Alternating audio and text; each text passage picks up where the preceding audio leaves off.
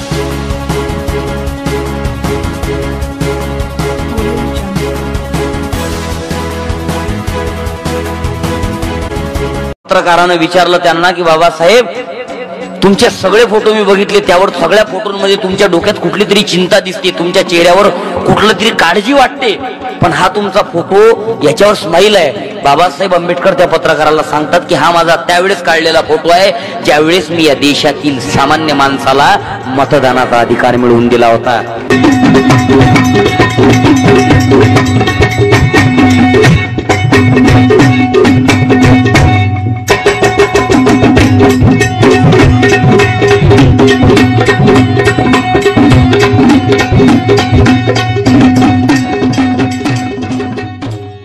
Subscribe now and press the bell icon. Never miss an update.